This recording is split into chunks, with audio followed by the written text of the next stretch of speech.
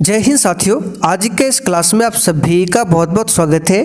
तो साथियों, बिहार पुलिस सिपाही की नई भर्ती 2025 के लिए आज हम लोग जीके जीएस का प्रैक्टिस सेट नंबर 24 को सॉल्व करेंगे। और देखिए साथियों, बिहार पुलिस 2025 के लिए ये बिल्कुल न्यू बैच है। तो अगर आपको बैच के बारे में जानकारी चाहिए, बैच में आपको क्या क्या मिलेगा, तो आप लोग व्हाट्सअप नंबर लिख लीजिए 9631887058। इस व्हाट्सएप नंबर पर मैसेज करके आप बिहार पुलिस 2025 के लिए जो न्यू बैच है इसके बारे में जानकारी ले सकते हैं। और साथियों, इससे पहले टोटल 23 प्रैक्टिस सेट हुआ है और साइंस में लगभग 8 प्रैक्टिस सेट। अगर आपका ये सभी क्लास छूटा हुआ है तो इसके लिए प्लेलिस्ट बना हुआ है, आप लोग चैनल के प्लेलिस्ट में जाकर इन सभी वीडियो को देख सकते हैं। तो चलिए साथियों, रात के 8 बज चुके हैं, फटाफट से आप लोग लाइव चैट के साथ जुड़ जाइए। तो साथियों, आज का हमारा पहला क्वेश्चन है, भूमध्य रेखा निम्नलिखित में से किस देश से होकर नहीं गुजरती है? केन्या, मैक्सिको, इंडोनेशिया या फिर डी ब्राज़ील। अब देखिए, भूमध्य रेखा की बात करें तो इसके बारे में हमने आपको पहले भी बताया था। भूमध्य रेखा क्या है? तो पृथ्वी के बीचों बीच से जो रेखा गुजरती है उसी को कहा जाता है भूमध्य रेखा। तो मान लीजिए ये हमारा क्या है, अर्थ है, और इसके बीच से इस तरह से भूमध्य रेखा गुजरता है, ठीक है। और इसके ऊपर 23.5 डिग्री में ये क्या है, ये आपका कर्क रेखा है। 23.5 डिग्री उत्तर में क्या है, कर्क रेखा, जो कि भारत के बीचों बीच से होकर गुजरती है। और 23.5 डिग्री दक्षिण में इस रेखा को बोला जाता है 23.5 डिग्री दक्षिण में इसको बोला जाता है मकर रेखा। तो भूमध्य रेखा जो है, याद रखिएगा, ये 3 महादेश, ठीक है, यानी कि 3 महाद्वीप से होकर गुजरती है, दक्षिण अमेरिका, अफ्रीका और एशिया, और टोटल 13 देशों से होकर गुजरती है ये भूमध्य रेखा। तो इसमें से किस देश से होकर नहीं गुजरती है? तो मैक्सिको से होकर नहीं गुजरती है। यहाँ पर बी ऑप्शन आपका राइट आंसर है, मैक्सिको। क्वेश्चन नंबर 2, विश्व के इतिहास में पहली परमाणु आपदा कब हुई थी? अब देखिए, यहाँ से आपको 5 से 6 क्वेश्चन और बताएंगे। अगर आप लोग चाहें तो उसको नोट डाउन कर सकते हैं, इससे आपका खुद का एक नोट्स तैयार होगा। तो देखिए, सबसे पहले विश्व की बात करें, विश्व के इतिहास में पहली परमाणु आपदा कब हुई थी? तो 6 अगस्त 1945 को, ठीक है। आपको याद होगा, अमेरिका ने जापान पर परमाणु बम गिराया था 6 अगस्त 1945 को। अब जगह का नाम पूछा जाता है कि कहाँ पर गिराया गया था। तो 6 अगस्त 1945 को जापान के हिरोशिमा पर, आप लोग लिख लीजिए, जापान के हिरोशिमा पर यह परमाणु बम गिराया गया था। और इस परमाणु बम में किसका इस्तेमाल हुआ था? तो इसमें यूरेनियम का इस्तेमाल किया गया था। किसका? यूरेनियम का, ठीक है। और इस परमाणु बम का नाम क्या रखा गया था? Little boy. नोट कर लीजिए, लिटिल बॉय, ठीक है। ये क्वेश्चन एग्जाम में बनता है। तो 3 क्वेश्चन, हिरोशिमा पर गिराया गया था, इसमें यूरेनियम का इस्तेमाल हुआ था और नाम था लिटिल बॉय। और ठीक 3 दिन बाद, यानी कि 9 अगस्त 1945 को अमेरिका ने दूसरा परमाणु बम गिराया था जापान के शहर नागासाकी पर। नागासाकी पर। तो क्वेश्चन आपसे पूछेगा कि नागासाकी पर कब गिराया गया था? 9 अगस्त को। हिरोशिमा पर कब गिराया गया था? 6 अगस्त को। तो नागासाकी पर जो परमाणु बम गिराया गया था, इसमें प्लूटोनियम का इस्तेमाल किया गया था। किसका किया गया था? प्लूटोनियम का इस्तेमाल। और इस परमाणु बम का नाम क्या रखा गया था? Fat man. फैट मैन, ठीक है। और पहला वाला का नाम था लिटिल बॉय। तो उम्मीद करते हैं ये क्वेश्चन आपको समझ में आ गया होगा। फिलहाल आंसर हमारा हो जाएगा डी ऑप्शन।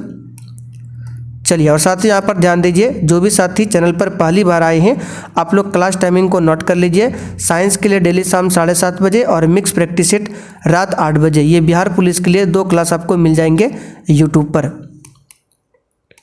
क्वेश्चन नंबर 3, हस्तांतरण मूल्य का संबंध किससे है? और जिन्होंने अभी तक बिहार पुलिस का कोर्स परचेज नहीं किया है, फटाफट से जाकर आप लोग ले लीजिए। ऑलरेडी बहुत सारे बच्चों ने ले रखा है। चलिए बताइए, हस्तांतरण मूल्य का संबंध किससे है? कोर्स के बारे में जानकारी चाहिए तो नंबर हमने लिखा दिया, मैसेज करके पूछ सकती हैं। तो हस्तांतरण मूल्य का संबंध है कर एवं लेखांकन से। चलिए क्वेश्चन 4, गौतम बुद्ध के संवादों की भाषा क्या थी?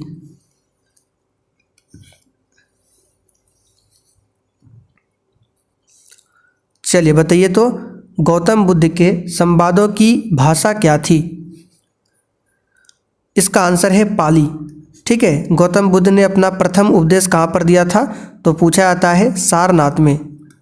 सारनाथ में भगवान बुद्ध ने प्रथम उपदेश दिया था और श्रावस्ती में भगवान बुद्ध ने सबसे अधिक उपदेश दिया था।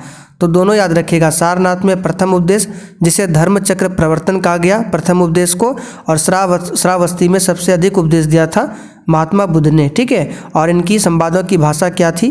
पाली। चलिए, विश्व एड्स दिवस निम्नलिखित में से किस तारीख को मनाया जाता है? चलिए बताइए 5 के लिए। और साथियों बहुत ही जल्द बिहार ड्राइवर के लिए भी आपका प्रैक्टिस सेट स्टार्ट होने वाला है। तो विश्व एड्स दिवस ये प्रत्येक वर्ष 1 दिसंबर को मनाया जाता है। ठीक है, अच्छा 10 दिसंबर को क्या मनाया जाता है? 10 दिसंबर को विश्व मानवाधिकार दिवस। ये जो भी एक्स्ट्रा फैक्ट को बताते हैं आप लोग लिखिए। विश्व मानवाधिकार दिवस ये 10 दिसंबर को मनाते हैं। ठीक है, और 2 दिसंबर को क्या मनाते हैं? 2 दिसंबर को क्या मनाते हैं? तो कंप्यूटर साक्षरता दिवस। लिख लीजिए, 2 दिसंबर को कंप्यूटर साक्षरता दिवस मनाते हैं। अच्छा साथियों, यहाँ पे एड्स की बात हो रही है तो इसका फुल फॉर्म भी जान लीजिए, एग्जाम में पूछा जाता है। तो ए मतलब होता है एक्वायर्ड, आई मतलब इम्यून, डी मतलब डिफिशियंसी, एस मतलब सिंड्रोम। आप लोग हिंदी में लिख लीजिए एक्वायर्ड इस तरह से। ठीक है, एक्वायर्ड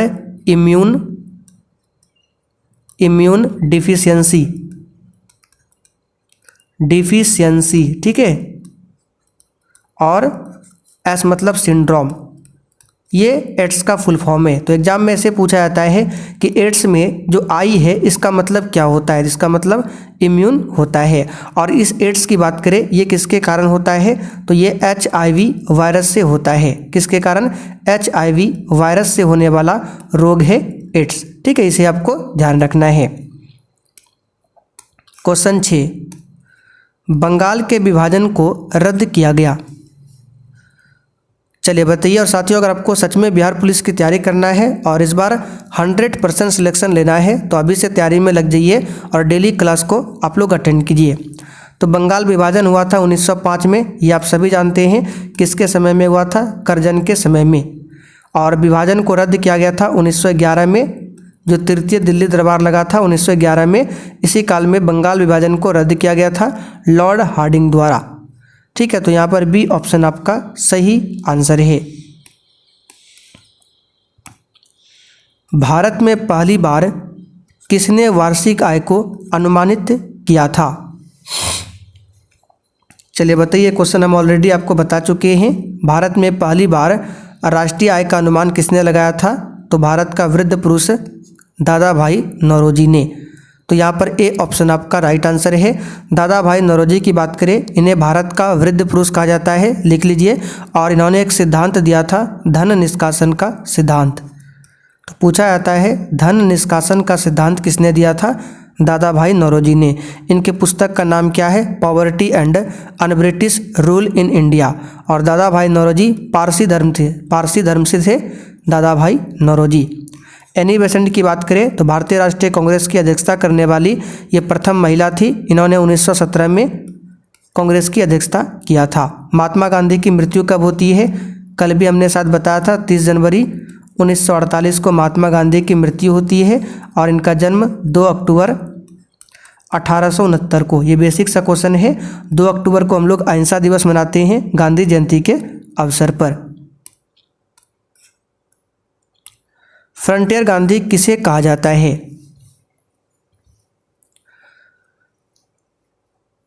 सही आंसर है खान अब्दुल गफ्फार खान को। इसे सीमांत गांधी और फ्रंटियर गांधी भी कहा जाता है। और खान अब्दुल गफ्फार खान की बात करें, ये पहले ऐसे विदेशी थे जिनको भारत रत्न दिया गया था। ठीक है, खान अब्दुल गफ्फार खान पहले विदेशी थे और इन्हें 1987 में भारत रत्न दिया गया था। क्वेश्चन 9, सर क्रीक विवाद किन 2 देशों के मध्य है?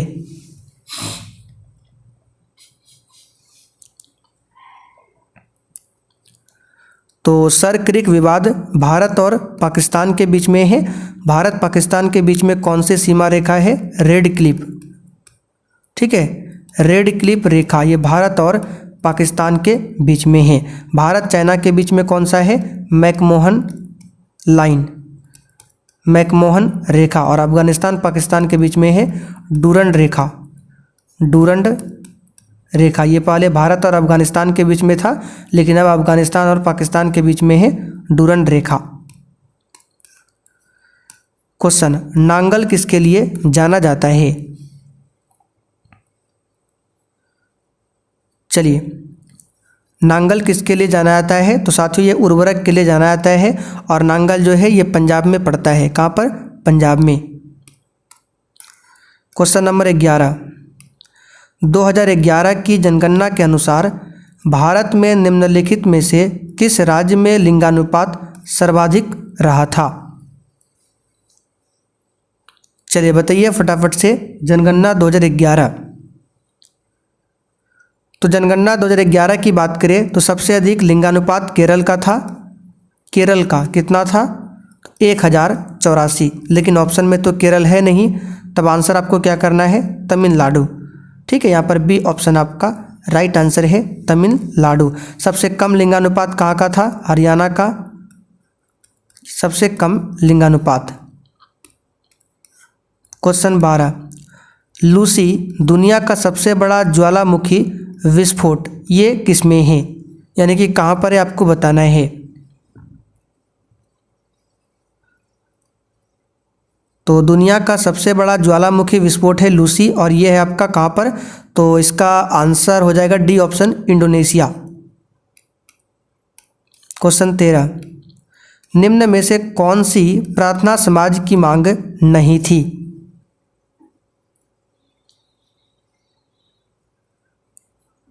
अच्छा देखिए, प्रार्थना समाज की बात करें, इसकी स्थापना कब हुआ था? तो 1867 में प्रार्थना समाज की स्थापना होती है। और किसने किया था? तो आत्माराम पांडुरंग और महादेव गोविंद रनाडे। ठीक है, तो इसकी मांग अस्पृश्यता की समाप्ति ये नहीं थी। ठीक है, यानी कि छुआछूत की समाप्ति ये प्रार्थना समाज की मांग नहीं थी। बाकी स्त्री शिक्षा, विधवा पुनर्विवाह, लड़के एवं लड़कियों की विवाह आयु में वृद्धि करना, ये तीनों मांग प्रार्थना समाज की थी, जबकि अस्पृश्यता की समाप्ति ये इसमें नहीं था। क्वेश्चन नंबर 14, ब्रह्मपुत्र नदी अपने स्रोत से लेकर डेल्टा तक गुजरती है। देखिए, ब्रह्मपुत्र नदी भारत की सबसे चौड़ी नदी है। ठीक है, ये आप सभी जानते हैं। और भारत की सबसे लंबी नदी गंगा नदी। तो ब्रह्मपुत्र नदी की बात करें, सबसे पहले जानते हैं ये कहाँ से निकलता है? तो तिब्बत में। ठीक है, कहाँ से? तिब्बत में एक झील है मानसरोवर झील। ठीक है, तिब्बत में मानसरोवर झील से ब्रह्मपुत्र नदी निकलती है। तो तिब्बत आपका होते हुए भारत में गुजरता है, फिर बांग्लादेश। तो इसका एग्जैक्ट जो आंसर हो जाएगा आपका चाइना हो जाएगा, भारत हो जाएगा और बांग्लादेश। यहाँ पर सी ऑप्शन आपका सही जवाब है। ए ऑप्शन की बात करें, इसमें तिब्बत चीन तो है, लेकिन यहाँ पे म्यांमार नहीं होगा, इसमें भूटान नहीं होगा, ना तो नेपाल होगा। ठीक है, यहाँ पे भारत, बांग्लादेश, म्यांमार ये नहीं होगा। इसका आंसर है भारत, चाइना और बांग्लादेश। निम्नलिखित में से कौन सा देश भारत की सीमा से नहीं लगता है? ये तो आप देखकर ही बता सकते हैं। चाइना तो लगता है, ताइवान, बर्मा भी लगता है, भूटान भी लगता है, जबकि ताइवान नहीं लगता है। बर्मा की बात करें, ये म्यांमार का पुराना नाम था बर्मा। क्वेश्चन 16, भारत में निम्नलिखित में से कौन सा क्षेत्र विविधता का तप्त स्थल यानी कि हॉट स्पॉट है? इस क्वेश्चन पर आप सभी स्टार मार्क कर लीजिए, ये क्वेश्चन हमेशा आता है। तो ये है आपका पश्चिमी घाट। जैसे कि भारत का नीचे साइड का मैप है, तो ये आपका पश्चिमी घाट है, ये पूर्वी घाट है। और जहाँ पर पश्चिमी घाट और पूर्वी घाट का मिलान बिंदु है, यहाँ पर है आपका नीलगिरी की पहाड़ी। ठीक है, नीलगिरी की पहाड़ी कहाँ पर है? तो जहाँ पर पश्चिमी घाट और पूर्वी घाट का मिलान बिंदु है, यहाँ पर है आपका नीलगिरी पर्वत। और इस नीलगिरी पर्वत की सबसे ऊंची चोटी का नाम है दोदा बेटा, ये हम आपको बता चुके हैं। और दोदा बेटा दक्षिण भारत की दूसरी सबसे ऊंची चोटी है। अच्छा, दक्षिण भारत की सबसे ऊंची चोटी है अनाईमुड़ी। अनाईमुड़ी जो कि अन्नामलाई पर्वत पर है, अनाईमुड़ी ये सबसे ऊंची चोटी है दक्षिण भारत की। और दोदा बेटा दक्षिण भारत की दूसरी सबसे ऊंची चोटी है, ये आपको ध्यान रखना है। चलिए क्वेश्चन 17, कौन सा विटामिन रक्त का थक्का बनने के लिए आवश्यक है?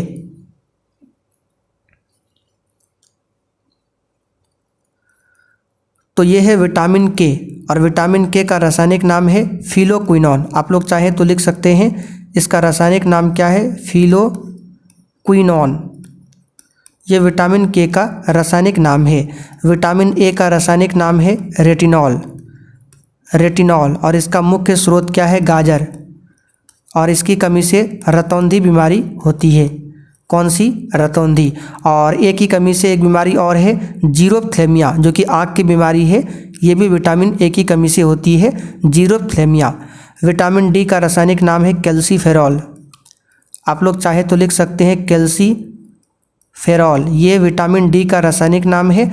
और विटामिन डी का मुख्य सोर्स क्या है? तो सुबह सुबह जो सूरज की किरणें होती है उसमें विटामिन डी मिलता है। और विटामिन डी की कमी से सूखा रोग होता है, जिसको रिकेट्स बुलाया जाता है, सूखा रोग। विटामिन सी की बात करें, इसका नाम है एस्कॉर्बिक एसिड। ठीक है, एस्कॉर्बिक एसिड। यह है विटामिन सी का रासायनिक नाम, एस्कॉर्बिक एसिड। और इसका मुख्य स्रोत क्या है? खट्टा फल। ठीक है, आंवला, इन सभी में विटामिन सी होता है। और इसकी कमी से अस्कर्वी रोग होता है, अस्कर्वी रोग। ठीक है, मसूड़ों से खून आना यह विटामिन सी की कमी के कारण ही होता है।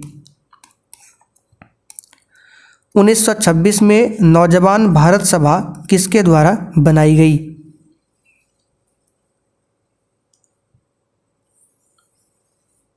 चलिए, आसान क्वेश्चन है, आंसर क्या हो जाएगा? भगत सिंह। क्वेश्चन 19, किताब उल हिंद पुस्तक किसके द्वारा लिखी गई है? और देखिए साथियों, जिन्होंने अभी तक सेशन को लाइक नहीं किया है, आपसे रिक्वेस्ट है आप लोग सेशन को लाइक कीजिए। आंसर इसका है अलबरूनी। ब्लू चिप कंपनी क्या है? तो ब्लू चिप कंपनी क्या है? ब्लू चिप कंपनी आर्थिक रूप से बहुत मजबूत होती है, ये आपको ध्यान रखना है।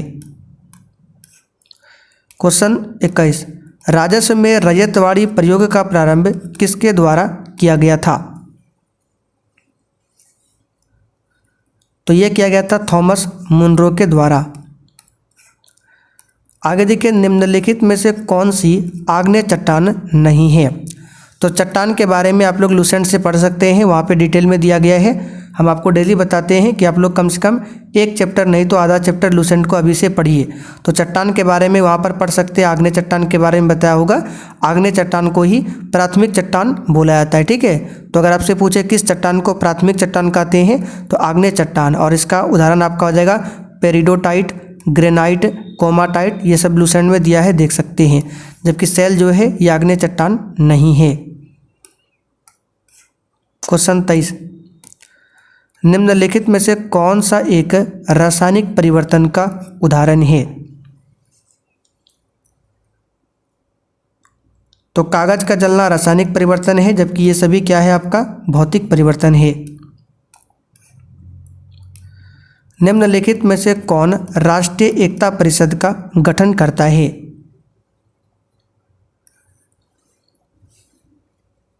तो राष्ट्रीय एकता परिषद का गठन प्रधानमंत्री कार्यालय हो जाएगा आंसर।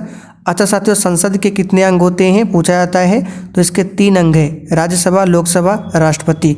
लेकिन संसद के कितने सदन होते हैं? तो 2 सदन होते हैं, राज्यसभा और लोकसभा।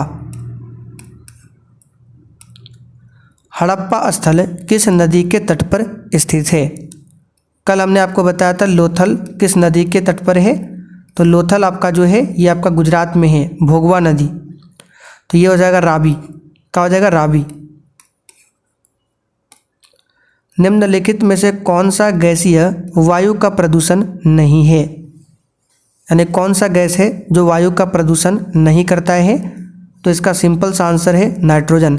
चूँकि आप सभी जानते हैं वायुमंडल में सबसे अधिक यही नाइट्रोजन गैस है, 78%।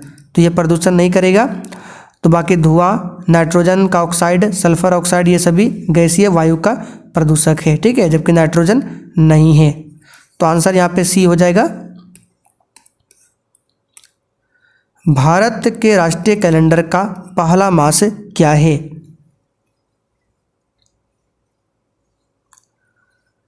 तो अभी तो आप लोग पढ़ते हैं, हम लोग पढ़ते हैं जनवरी फरवरी, लेकिन जब जो राष्ट्रीय कैलेंडर की बात करें तो इसका पहला मास होता है चैत्र। चैत्र वैशाख आपने पढ़ा होगा बचपन में, तो चैत्र पहला मास होता है और आखिरी मास होता है आपका फाल्गुन। फाल्गुन, चैत्र वैशाख ज्येष्ठ आषाढ़ आपने पढ़ा होगा, तो चैत्र पहला होता है और फाल्गुन लास्ट। तो ये क्वेश्चन आता है, ध्यान रखिएगा। तो पहला पूछा गया है, आंसर हो जाएगा डी ऑप्शन चैत्र। मानव रक्त में पीएच साधारणतः कितना होता है? तो ऐसे तो मानव खून का जो पीएच मान होता है 7.4 होता है। तो इसी रेंज में आपको आंसर करना है कौन सा होगा। ये तो होगा नहीं, ये भी नहीं होगा, ये तो 8.5 बहुत ज़्यादा है, तो बचा सी 7.5 से लगभग 8 के बीच में। आगे देखिए, NAFTA जिसको शॉर्ट में नाफ्टा कहा जाता है, इसका सदस्य कौन कौन सा है? जिस प्रकार क्वाड की बात करें, क्वाड ये क्वेश्चन आया था मद्य निषेध में कि क्वाड में कितने सदस्य देश हैं, तो क्वाड में टोटल 4 सदस्य देश है। कौन कौन है हमने आपको बताया था, अगर आप लोग चाहे तो लिख सकते हैं। तो क्वाड में 4 सदस्य देश है, जापान, ऑस्ट्रेलिया, USA और अपना भारत। उसी प्रकार नाफ्टा में कितने सदस्य हैं, तो इसमें 3 सदस्य हैं। कौन कौन है, तो USA, कनाडा और मैक्सिको। ये नोट रखिएगा, नोट करके रखिएगा, पूछा जाता है। सर्वोच्च न्यायालय ने निजता के अधिकार को संविधान के किस मूलभूत अधिकार के अधीन में रखा है?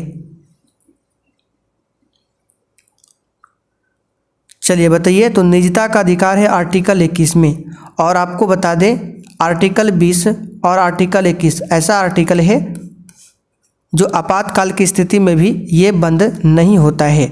तो अगर आपसे पूछे कौन सा ऐसा आर्टिकल है जो आपातकाल की स्थिति में भी समाप्त नहीं हो सकता है, तो ये है आर्टिकल 20 और आर्टिकल 21। पुस्तक I do what I do on reform, rhetoric and resolve, इसके रचयिता कौन है? आंसर है रघुराम राजन। आगे देखिए, सुनहरा चावल किस रोग के बचाव में सहायक होता है? देखिए अब लग रहा होगा बहुत ही हार्ड क्वेश्चन है, लेकिन अगर आप ध्यान से सुने होंगे तो बिल्कुल आराम से आंसर कर सकते हैं। सुनहरा चावल में होता है विटामिन ए। क्या होता है? Vitamin A. तो विटामिन ए बताइए किस रोग के बचाव में सहायक होता है? तो आप कहेंगे रतौंधी। तो रतौंधी तो ऑप्शन में नहीं है। और अभी हमने आपको बताया था जीरोफ्थेल्मिया, जो कि सी ऑप्शन में है। तो जीरोफ्थेल्मिया जो है ये आँख की बीमारी है और ये विटामिन ए की कमी के कारण ही होता है। तो विटामिन ए से बचाव होता है जीरोफ्थेल्मिया या फिर रतौंधी होने से। तो आंसर यहाँ पर क्या हो जाएगा? सी। बेरी बेरी की बात करें तो विटामिन B1 की कमी से होने वाला रोग है। चलिए आगे देखिए, मॉन्ट्रियल प्रोटोकॉल किससे संबंधित है?